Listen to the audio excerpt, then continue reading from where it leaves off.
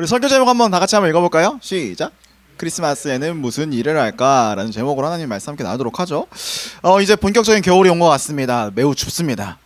아침마다 일어날 때마다 일어나는 것이 괴로운 계절입니다. 그리고 한 해가 마무리되는 시점이기 때문에 여러분도 연말을 이렇게 좀 준비하고 있을 것 같아요. 여러분 연말하면 뭐가 좀 떠오르시죠?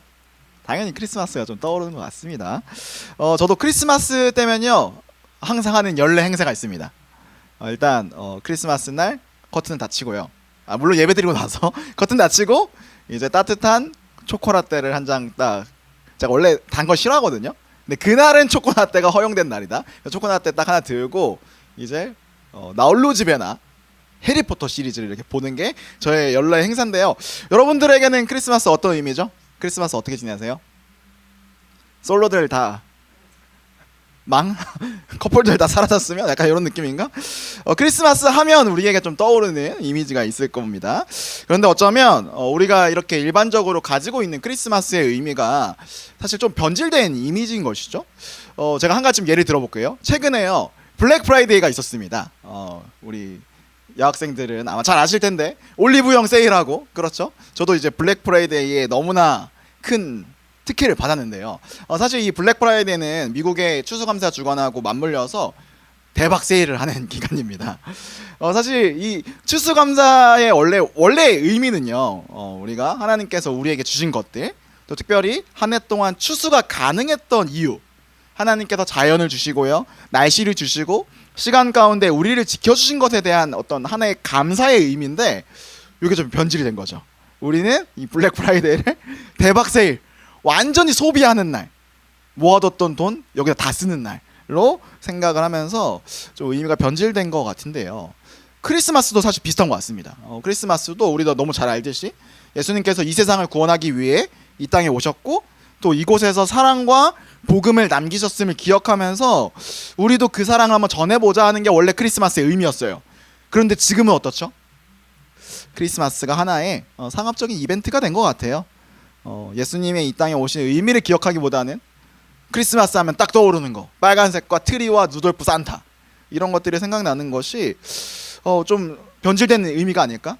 혹은 또 우리가 크리스마스에 사랑을 전해야 된다? 우리가요 어떤 크리스마스에 사랑하면요 어떤 단순히 커플들 간의 사랑, 솔로들 마음이 아파, 뭐 이 정도만으로 생각을 하는 것이죠. 어쩌면 교회를 다니는 우리에게도 크리스마스는 일단 교회에 평일날 와서 귀여운 아이들의 공연을 보는 것 같은 시간 정도로 여기는 것은 아닐까 좀 생각을 해보게 되는 겁니다. 그래서 우리는요 사실 우리가 지금 크리스마스와 또 블랙 프라이데이를 이야기했지만 의미가 사라지거나 의미가 변질되는 시대를 살아가는 것은 아닐까 우리는 좀 생각을 해볼 필요가 있습니다. 여기서 제가 말하는 이 의미는 무엇일까요? 어떤 삶의 의미, 신앙의 의미, 우리가 살아가는 시간의 의미, 이런 것들이 있는 것이죠. 저는 오늘 이야기가요 여러분과 저에게 하나님께서 허락하신 시간과 삶의 의미가 명확히 드러날 뿐만 아니라 그 의미가 우리의 삶을 좀 이끌어가는 시간이 되었으면 좋겠습니다. 오늘 우리가 읽었던 이 이야기는 예수님이 처음 이 세상에 오셨던 첫 번째 크리스마스 이야기입니다. 여기에요 크리스마스와 관련된 이야기가 있는데요, 우리 첫 번째 한번 읽어볼까요? 크리스마스의 의미 한번 다 같이 읽겠습니다. 시작. 크리스마스의 의미, 목자와 구유. 자, 이게 무슨 얘기일까? 목자와 구유에 크리스마스의 의미가 담겨 있습니다. 우리 본문의 8절 말씀을 함께 읽겠습니다. 시작. 그 지역에서 목자들이 밤에 들에서 지내며 그들의 양떼를 지키고 있었다. 한 목자들이요 들에서 양떼를 지키고 있었어요. 자, 근데 그때 천사가 나타납니다. 천사가 나타나서 그들에게 이야기를 하는데요, 우리 10절, 11절, 12절 말씀 좀 긴데요, 함께 쭉 읽어볼게요. 시작. 천사가 그들에게 말하였다. 두려워하지 말아라. 나는 온 백성에게 큰 기쁨이 될 소식을 너희에게 전하여 준다. 오늘 다윗의 동네에서 너희에게 구주가 나셨으니 그는 곧 그리스도 주님이시다. 너희는 한 갓난아기가 포대기에 쌓여 구유에 뉘어 있는 것을 볼 터인데 이것이 너희에게 주는 표징이다 라고 이야기를 합니다. 이 말씀 계속 띄워주세요. 천사가 말하죠. 야, 목자들아 두려워하지 마. 내가 지금 너희에게 뭘 준다? 온 백성에게 큰 기쁨이 된 소식을 너희에게 줄 거야. 근데 그게 무슨 얘기냐? 11절부터 오늘 다윗의 동네에서 누가 태어났다? 예수님이 태어났어. 근데 그분이 그리스도이시고 구세주셔. 그런데 그분이 지금 어떻게 있죠? 포대기에 쌓여서 구유에 뉘어 있다라고 이야기를 하는 겁니다. 그러면서 이 말을 딱 마지막에 붙여요. 이것이 너희에게 주는 표징이다라고 이야기를 하고 있는데요. 이 마지막의 이야기가 무슨 얘기냐? 이것이 너희의 삶에 의미가 된다. 진정한 의미로 다가갈 거야라고 이야기를 하고 있는 것이죠. 자, 여러분 이게 무슨 이야기일까요? 일단 여기에 이 천사의 말에 크리스마스의 의미가 담겨 있습니다. 자, 먼저 첫 번째 질문. 이 이야기를 듣는 사람 누구죠? 목자입니다, 여러분. 목자입니다. 목자가 지금 듣고 있어요. 이게 첫 번째 의미가 담겨 있습니다. 자, 여러분에게 한번 좀 질문해 볼게요. 목자, 양을 치는 사람이죠. 목자들이 다 그 당시에 사회적으로 어떤 존재였을까요? 느낌 좀 오시죠? 사회 하층민이었습니다. 그리고 실제로 그 당시에요, 사람들이 기피하는 직업이었어요. 근데 그 이유가 사람들이 이 목자가 좀 막 노가다 하는 것처럼 힘들고 막 이 정도 때문이 아니라요, 목자들이 갖고 있던 그 공동체 특징이 있어요. 뭐냐면요, 그 모든 목자가 그랬던 건 아니지만 대부분 정정합니다. 몇몇 목자들이 그런 행동을 했는데요. 목자들이 이 양을 칠 때 집에 잘 못 들어가잖아요. 그래서 여행을 하면서 텐트 치면서 살아가고 있었어요. 자, 그때 한 가지 문제가 있습니다. 몇몇 목자들이요, 뭐 당연히 이제 넉넉하지 않았겠죠. 구걸하는 일들이 있었어요. 그러니까 자기가 떨어진 식량이 떨어지면 동네에 가서 막 구걸을 하는 거예요. 근데 그 구걸하는 방식이 조금 폭력적이었던 거예요. 문 박차고 열고 들어가서 밥 내놔, 이런 목자들이 실제로 있었습니다. 또한 목자들이 있는데요, 혼자 여행하는 사람들을요 강도를 했던 거예요. 실제로 그 당시에 목자들 중에 그런 사람들이 몇몇 있었던 거죠. 그래서 그 당시에 목자 하면요, 약간 좀 깡패들, 상종하면 안 되는 사람들, 뭐 좀 이런 표현 죄송해요, 못 배운 놈들, 이런 느낌이 그 당시에 있었던 것이죠. 자, 그런데 지금 예수님이 태어나신 이 소식이 누구에게 전달됐습니까? 목자들에게 전달됐습니다. 사람들에게 신뢰받지 못하고 사람들이 기피하는 사람들에게 전달됐어요. 여러분 이게 어떤 의미가 있을까요? 우리 10절 말씀을 한번 읽어볼게요. 10절 말씀에 그 단서를 찾을 수 있습니다. 함께 읽겠습니다. 시작. 천사가 그들에게 말하였다.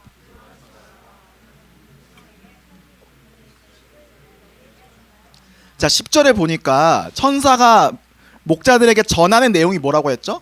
온 백성에게 큰 기쁨이 될 소식. 그러니까 예수님이 오셔서 이 세상을 구원할 것이라는 그 복된 소식을 지금 목자와 같이 사람들에게 천대받고요, 사람들이 무시하는 사람들에게 전해지고 있는 거죠. 여러분 이게 어떤 의미일까요?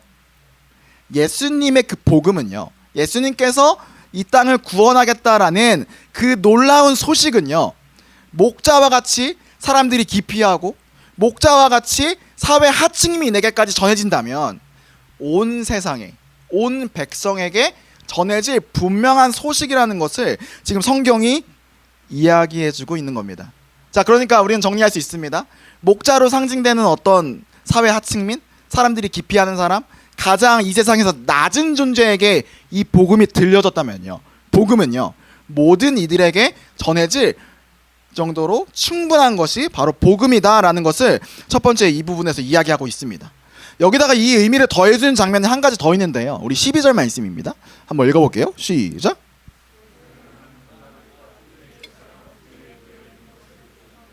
이것이 너희에게 주는 표징이다. 자, 예수님이 지금 어디에 계시죠? 구유, 말 밥통입니다. 말 밥통, 말 구유에 오셨다는 것이 아까 방금 우리가 목자에게 복음이 전해졌던과 한 가지 합쳐지는 상징이에요. 자, 한번 여러분 생각해 보세요. 예수님이 복음을 전하실 때 막 배척도 많이 당하시잖아요. 그렇죠?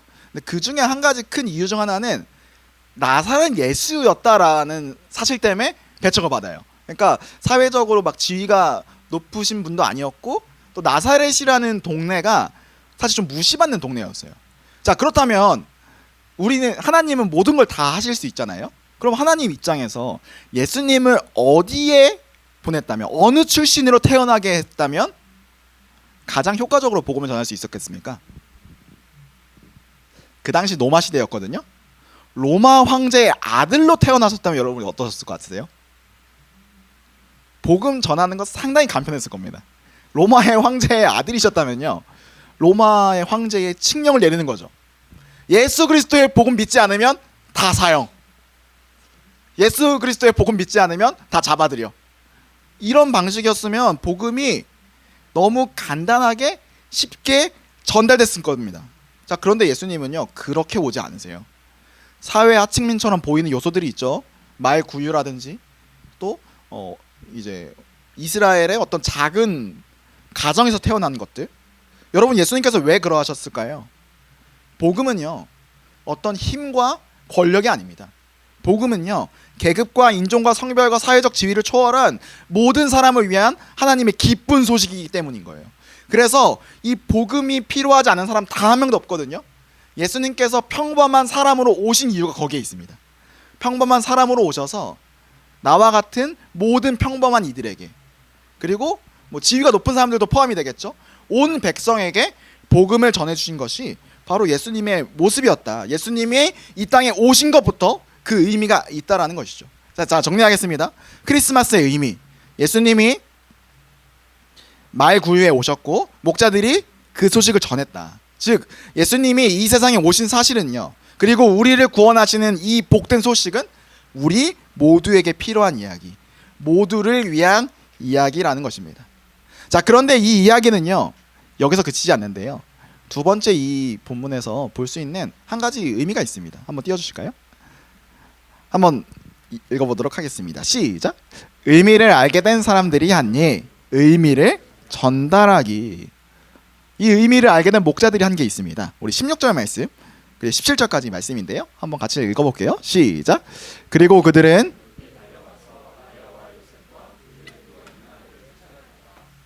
이것을 보고 나서 이 아기에 관하여 자기들이 들은 말을 사람들에게 알려주었다. 여러분, 이 의미를 깨달은 목자들이 한 일이 무엇입니까? 일단 예수님께 달려가요. 달려가서 예수님께서 진짜 태어나셨나 확인을 합니다. 확인을 하고 이들이 한 게 뭐예요? 이 아기에 관하여 자기들이 들은 말을 주변 사람들에게 알려주는 것이죠. 의미를 안 사람은요, 복음의 의미를 깨닫는 사람은 그렇게 살지 않습니다. 이 복음이 나만을 위한 복음이 아니라 모든 사람을 위한 복음이기 때문에 그것을 주변 사람들에게 이야기하는 것이죠. 자, 그런데 물론 이 이야기를 한다고 모든 사람에게 환영받지 않거든요. 실제로 이때도 그랬습니다. 우리 18절 말씀 한번 볼게요. 읽겠습니다. 시작. 이것을 들은 사람들은 모두 목자들이 그들에게 전해준 말이 이상히 여겼다. 이상하게 여기죠. 목자들을 신뢰하고 있지 않습니다. 그러나 그렇다고 아무 이야기도 하지 않는 것이 목자들의 모습은 아니었어요. 자신들이 신뢰받지 못하는 사람들이었음에도 불구하고 복음의 의미를 알았기 때문에 그것을 의미를 안 사람으로서 의미를 전달하는 것이 바로 목자들의 모습이었다라는 것을 우리는 좀 발견할 수 있을 것 같습니다. 저는 이 말씀을 좀 보면서 일단 첫 번째, 복음은 모든 사람, 온 백성을 위한 하나님의 놀라운 축복이자 기쁜 소식이다. 이거 1번이고요. 두 번째, 이 복음의 의미를 알았으면 의미를 전달하면서 살아가는 것이 우리의 인생이다라는 것을 깨달았던 것이죠. 제가 최근 이 말씀을 좀 준비하면서 저의 삶에 있었던 일들을 좀 고민해봤습니다. 2주 동안 다양한 생각을 했는데요. 저는 사실 이번 2주간 두 가지 사건이 저의 마음에 좀 남는 것 같아요. 하나는요, 지난주에도 우리 전사님께서 이야기하셨지만 우리 폭설이 쉽지 않았습니다. 제가 그 폭설이 온 날 목요일이었죠. 저는 그날 이제 목요일마다 이제 새벽에 하는 게 있어요. 그 미국에 있는 한 목사님하고 설교 관련된 막 세미나를 하거든요. 아침에 새벽에 일어나서 그거 하고 있었는데 갑자기 아내가 방문을 열더니 그럴 때가 아니다. 지금 이렇게 세미나 듣고 한가하게 있을 때가 아니라는 거예요. 무슨 얘긴가 해서 나가봤더니 완전 폭설 50cm 막 이렇게 있는 거죠. 그래서 제가 뭐 했겠습니까? 당장 빗자루 들고 나와서 또 눈삽 들고 집 앞에 있는 눈을 막 치운 거예요. 자, 그런데 눈 치우다 보니까 문득 떠오른 거죠. 우리 집 앞이 분명히 난리가 났겠다. 아마 이 동백 살고 있는 재현이랑 희선이는 잘 알 텐데 동백에서 죽전 넘어갈 때 그 터널이 있어요. 주유소가 있고. 근데 거기가 어떤 곳이냐면 이제 동백에서 죽전으로 넘어가는 사람들이 이렇게 오고요. 그뿐만 아니라 또 그 서울로 가는 사람들도 그쪽으로 오고요. 또 영동고속도로 타서 이제 다른 쪽으로 뭐 이천이나 움직이는 사람들이 다 그쪽으로 몰리는 거예요. 100% 이거 우리 집 앞에 난리가 났을 것이다 하고 이제 장갑을 끼워들고 밖에 나갔습니다. 왜냐면 차들이 막 멈춰 있을 거기 때문에 차를 좀 밀어줘야겠다 해가지고 제가 나갔는데요. 한번 영상 한번 보여주시죠. 아내가 저를 찍어줬는데요.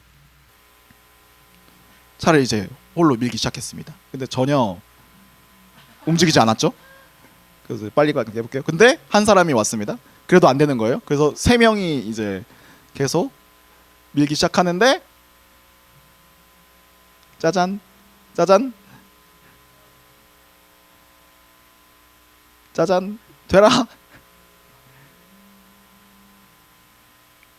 결국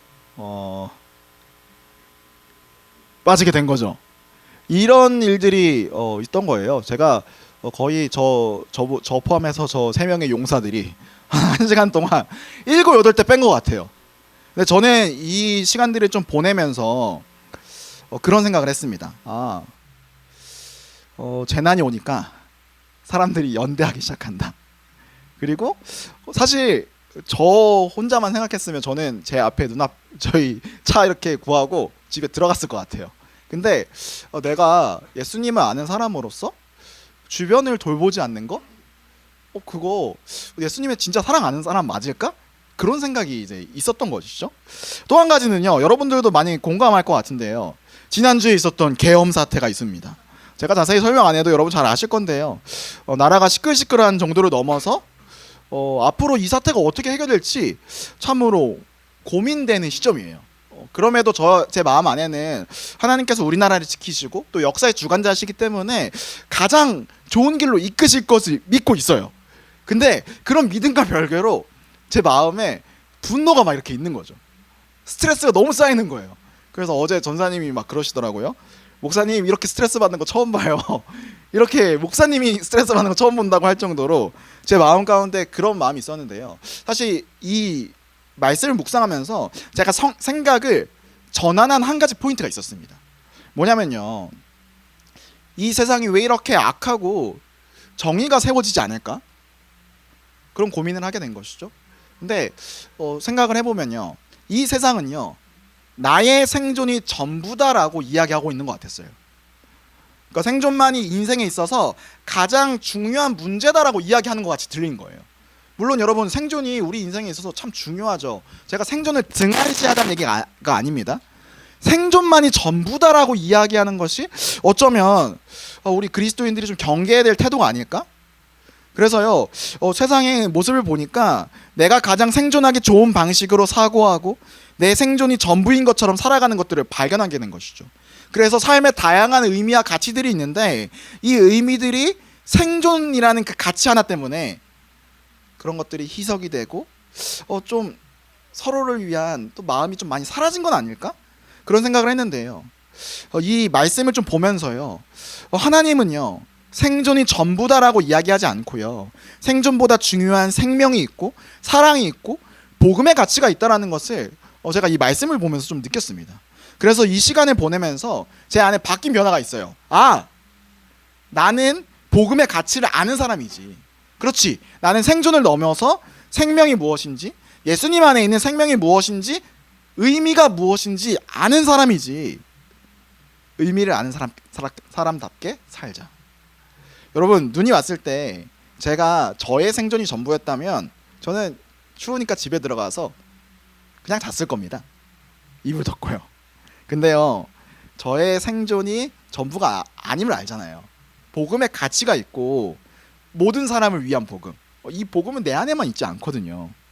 저 이번 계엄의 시간을 보면서 똑같거든요. 분노가 오긴 하죠. 그런데 그 분노를요 의분으로 바꿔야 되고요. 뿐만 아니라 기도하고 또 행동할 수 있는 것들은 행동하면서 하나님께서 이 땅 가운데 어떻게 정의를 실현해 나가실지, 내 안에 있는 이 복음이 어떻게 주변으로 흘러나갈지 신앙 양심 안에서 고민하는 것이 참 필요하겠다는 생각을 했던 겁니다. 사랑하는 여러분, 의미를 아는 자는요 그렇게 살지 않습니다. 저는 이번 크리스마스가 저는 여러분에게 그런 시간이 됐으면 좋겠어요. 이 크리스마스를 통해서 목자 구유를 통해서 모든 사람에게 복음이 필요하다 말씀하신 예수님. 여러분은 복음의 이야기를 들었기 때문에 영원한 삶이 있다는 것을, 또 내가 언제나 또 마음만 먹으면 이 영원한 생명 가운데 함께할 수 있다는 것을 여러분 아시잖아요.